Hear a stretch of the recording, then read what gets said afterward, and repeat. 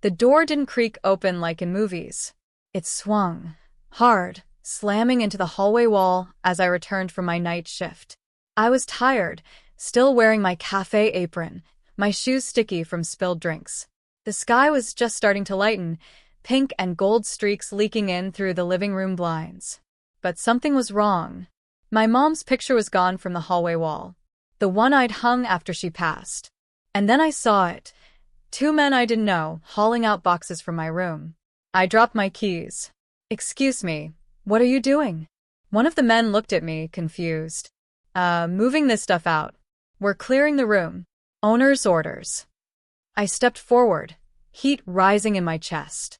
What owner? And then I heard him. My father's voice. Calm. Dismissive. Cold. I sold it. I turned to see him standing at the kitchen door in his robe, sipping coffee like it was just another Sunday. Like I hadn't just walked into a nightmare. "You what?" I whispered. "I sold your room," he said casually. "Signed the deal last night. These men are just doing their job. You'll need to find somewhere else to stay. You don't belong here anymore, Layla." Everything stopped. My throat burned. My chest tightened. "I live here. This is my home." "Correction," he said, setting his cup down with a clink. "It was your home. You're 23. You've made your choices. You dropped out of college, refused to follow the path I laid out for you. You want independence? Great. But you don't get to freeload off my roof while you find yourself." "Freeload? I pay the bills when you forget to. I buy groceries when there's nothing in the fridge. I took care of Mom while you went on your business trips." He smirked. "And yet, you still ended up right where you started. You're a waitress, Layla. That's all you'll ever be." The two movers were silent, awkwardly pausing with a box of my sketchbooks between them. I didn't cry. I didn't scream. I just stared at the man I once called Dad, feeling something shift deep in my chest. Something old and tired breaking apart, and something new rising up from the ashes. "You're right," I said softly. "I won't stay here." I walked past him, took off my apron, and laid it on the counter like it was armor I didn't need anymore. "But I hope you're ready for what happens next." His eyes narrowed. "What the hell does that mean?" I didn't answer, because tomorrow had already been written, and he had no idea who held the pen. I didn't sleep that night. I didn't even try. I walked. Miles and miles. Through the sleepy streets of our town as the sky turned steel gray and the breeze picked up. I passed by the bakery where I once dreamed of starting my own cafe. Past the old bookstore where Mom used to wait for me after school, wrapped in that same pale blue scarf I now wore around my neck. I didn't know where I was going, but I knew I wasn't going back to that house. That house wasn't home anymore. By 7 a.m., I was standing outside an office I hadn't visited in months. The windows were tall, the brick walls old but clean, and the gold-plated sign beside the door read, "Real Estate and Property Management." I rang the buzzer, once. Seconds later, the door opened. And there she was, Monica Hale. She blinked when she saw me, then broke into a smile that made my knees buckle. "Layla? My God. What are you doing here? You look like you've walked all night." I didn't answer, just walked in and hugged her. She hugged back without asking questions. Monica had been my mother's closest friend. After Mom passed away, she'd stayed close for a while, checking in, offering help, but my father had pushed her away like he did with everyone who reminded him of the woman who once made that house warm. "I need to talk business," I said once we sat down. "I have some money saved. Not much, but enough for a down payment. And I have something else." She raised an eyebrow. "What's that?" I reached into my coat pocket and pulled out the sealed envelope. The one Mom had given me 2 weeks before she died. The one I had never opened, too afraid of what it might say. I opened it with shaking hands. There were 2 things inside. 1, a handwritten letter in my mom's gentle, curvy script. 2, a folded deed. I read the letter first, my voice catching as I spoke aloud. "My sweet Layla, if you're reading this, it means things at home have gotten worse. And I'm so sorry I couldn't protect you from it. Your father, he wasn't always like this. But I've seen the change. And I've seen the fire in you. That's why I've put the house in your name. Not his. Not ours. Yours. The other half of the deed was never signed by him, and it never needed to be. I inherited the house from my family, and I've kept my share untouched. I've asked Monica to help guide you if things ever come to this. Use it wisely. I love you forever. Mom. My fingers were numb as I passed Monica the deed. She looked at it, then looked at me. Oh my God, she whispered. Your mom, she really did it. I nodded. Can you verify it? Transfer full ownership legally. She smiled like she'd just been handed a sword in the middle of a battlefield. Layla, I can do more than that. At 8:12 a.m., the wheels of a moving truck rolled onto my father's driveway. At 8:14, Monica's team showed up with a copy of the official deed and a sheriff's deputy to ensure there were no misunderstandings. At 8:17, I stepped out of the passenger side of a black SUV, clean, composed, and holding a manila envelope in my hand. Dad was standing in the doorway, a cup of coffee halfway to his lips, looking like he'd seen a ghost. Layla? What is this? I didn't yell. I didn't cry. I just handed him the envelope. He opened it, and as his eyes moved across the paper, the color drained from his face. You can't be serious. But I was. I own the house now. His knees hit the porch floor like gravity had suddenly doubled. The sound of him hitting the floor didn't echo. It thudded, soft and stunned. I stood on the porch, looking down at the man who once told me bedtime stories, who once carried me on his shoulders through parades and pumpkin patches. Now he just knelt there, staring at the legal papers like they were written in another language. One he never learned. Where did you get this? He asked, his voice low, almost childlike. I looked him straight in the eye. From Mom. She gave me her half of the house. You sold what didn't belong to you. But You sold my room, I interrupted. Told me I didn't belong here. And now? I don't think you understand who ever really did. Behind me, Monica stood silent, respectful, watching from the sidewalk as the movers paused, unsure whether to keep unloading or not. The sheriff simply crossed his arms and waited. Everything was still, like the whole world was listening in. Dad stood slowly, eyes glassy. This is my house. No, I said gently. It was our house. Mom's and yours. You let it become a place full of silence and cold. She didn't want it to die like that. I gave everything to this place, he whispered. You gave up on us, I said, my voice breaking just a little. On her. On me. I was never asking for much.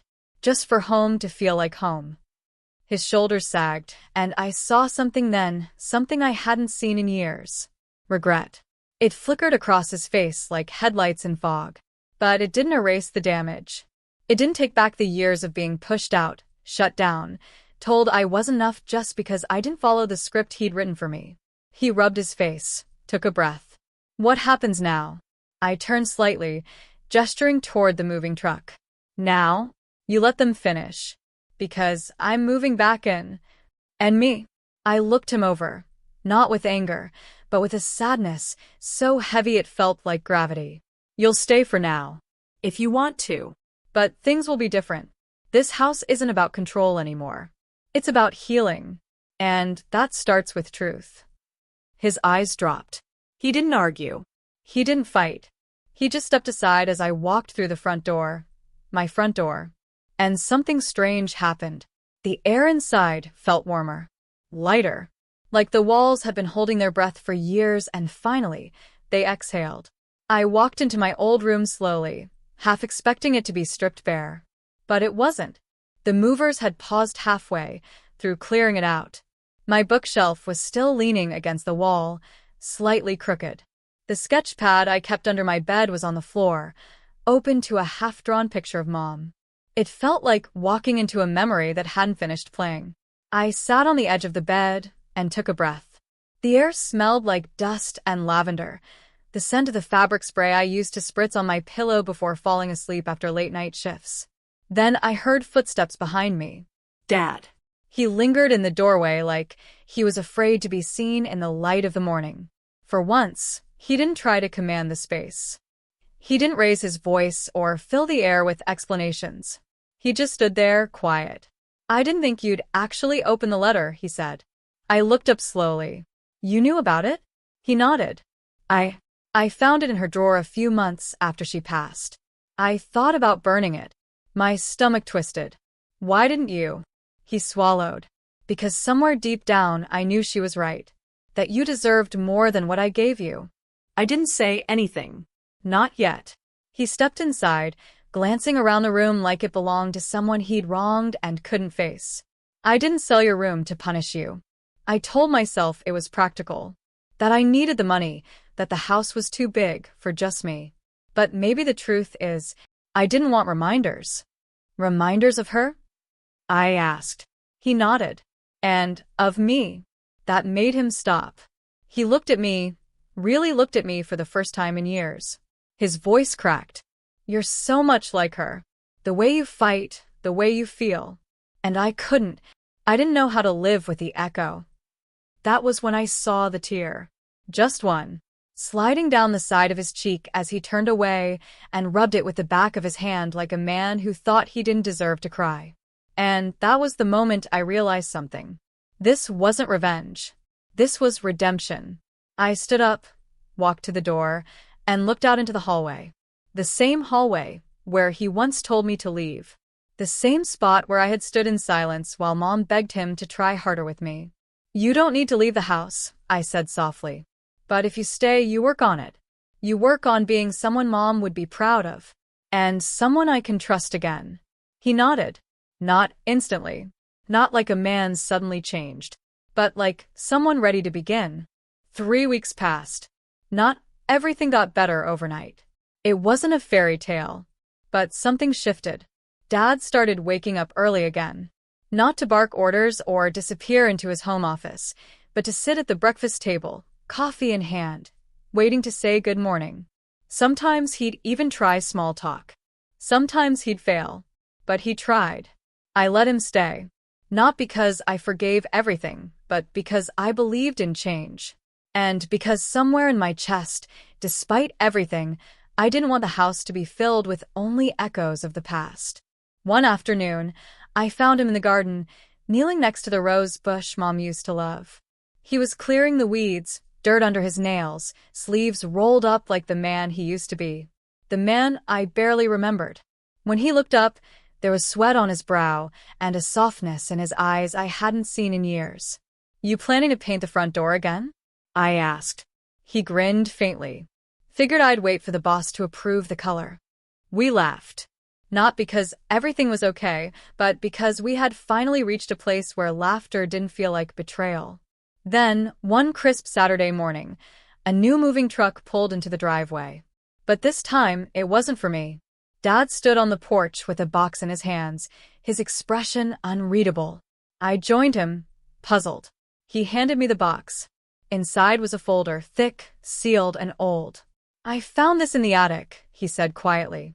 "Your mom kept it hidden. It's from her family estate. Turns out, she owned more than just this house. Land. Shares. A cottage near the coast. She never told me everything." I opened the folder slowly, scanning the contents. My hands trembled. "I had the lawyer look into it," he added. "They were all in her maiden name. And when she passed, they passed to you." Tears welled in my eyes, but I blinked them back. "You're serious?" He nodded. "You're not just the owner of this house, Layla. You're her heir. Everything she ever built, she left it to you." I looked at him for a long moment. The man who once said I didn't belong. Who sold my room without warning. Who made me feel like an outsider in my own home. But now? He wasn't on his knees this time. He stood beside me, no longer a shadow of my past, but a man trying, step by step, to walk back into the light. "I don't need it all," I said quietly. "But I'll take care of it. And I'll do it right." He smiled. "That's what she believed you'd do."